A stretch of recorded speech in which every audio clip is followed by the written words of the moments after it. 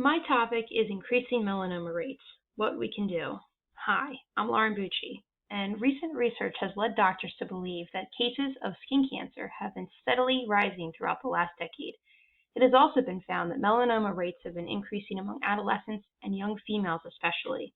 The purpose of this report is to provide information regarding skin cancer, particularly melanoma, how it appears on skin, how it is diagnosed, and the preventative measures the general public can take to avoid getting skin cancer.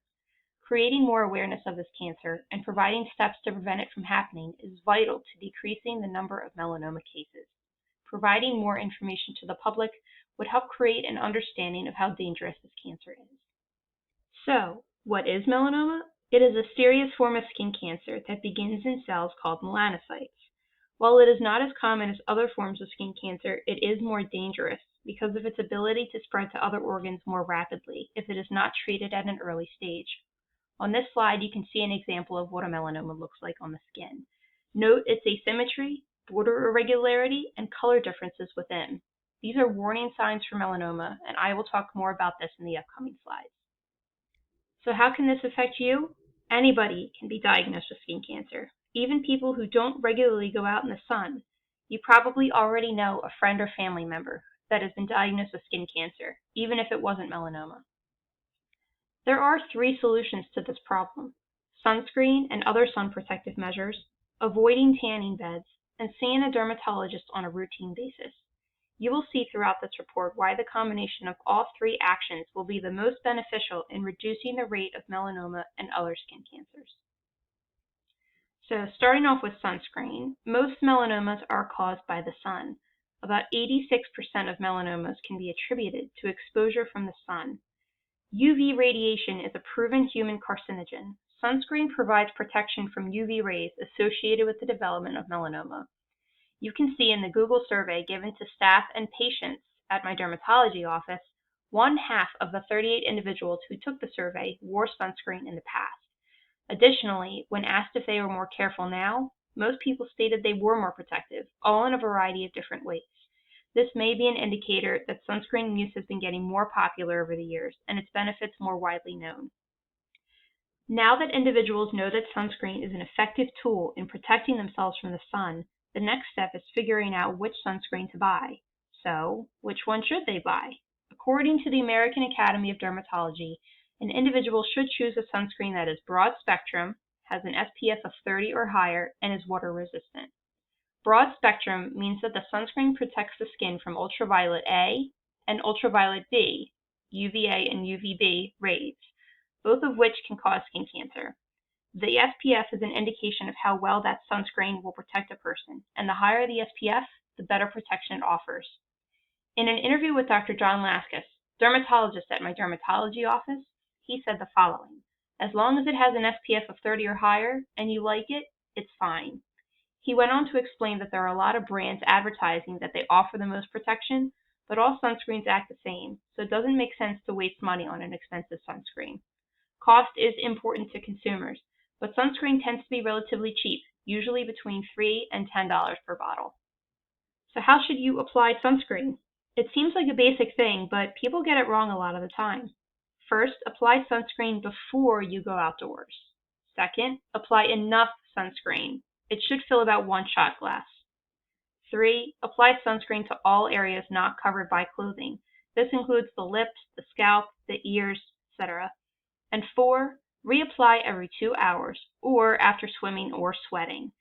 It is important to follow all steps listed above, as this will offer the sun protection individuals will need when outdoors. Unfortunately, a lot of people generally dislike wearing sunscreen as it's pretty uncomfortable. While it is still recommended to use sunscreen on your face, the American Academy of Dermatology also recommends UPF clothing. UPF is the rating system used for apparel, and it gauges a fabric's effectiveness against both UVA and UVB light. And similar to SPF, the higher the UPF, the better protection it offers. UPF clothing is typically expensive, so cost may be an issue with some consumers, but it lasts a long time and is very durable. So why are tanning beds so dangerous? Indoor tanning devices are so dangerous because they can emit UV radiation in amounts 10 to 15 times higher than the sun at its peak intensity. More than 419,000 cases of skin cancer in the U.S. each year are linked to indoor tanning, including 6,200 melanomas. Studies have suggested that despite high levels of skin cancer risk knowledge, college students continue to tan to feel better and be more attractive. Appearance is the main motivator for young adults who tan. And it's also addicting. About 20% of 18 to 30-year-old white women who use indoor tanning show signs of addiction. So we need to combat that. What's the alternative for people who want that tanned look? Self-tanners. They're inexpensive and they won't cause skin cancer. And applied the right way, self-tanners look natural and won't give you orange skin, streaks, or splotches. They are also noticeably less expensive than tanning beds, most costing just $10 to $20. While the majority of the Google survey takers did not use tanning beds currently, the majority of those who did said they would consider alternatives when asked. This gives us hope that we can someday eliminate tanning beds while still giving consumers the look they want. The CDC estimates that if no one younger than 18 years of age ever used a tanning bed, we could prevent about 61,839 melanomas. Why seeing a dermatologist is important. It won't prevent skin cancer, but it will greatly improve your chances of recovery if they find an early melanoma. Dr. Mitsis, a medical oncologist, wrote in the ASCO Post, "People always wonder how a mole that is only 2 or 3 millimeters deep can cause so much havoc, but that is the unfortunate truth about the biology of melanoma." In the photo with the pencil and the crayon, you can see just how big 2 millimeters is, the size of the tip of the crayon.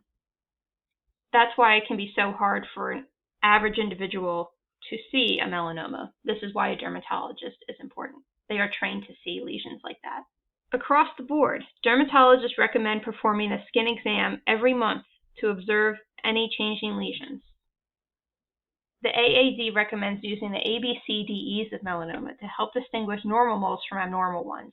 A stands for asymmetry, B stands for border irregularity, C stands for color changes, D stands for diameter, and E stands for evolving. Remember the picture from the second slide? Using these warning signs, we can easily identify that lesion to be a melanoma. Let's recap here. Wearing sunscreen or using other sun protective measures like UPF clothing, avoiding tanning beds, seeing a dermatologist on a routine basis, and performing monthly self-skin exams are all recommendations that have been proven to decrease an individual's chance of getting skin cancer. If the general public chooses to incorporate these practices in their daily routine, incidences of skin cancer and melanoma should decrease. And here are my references. Thank you for listening and have a great day.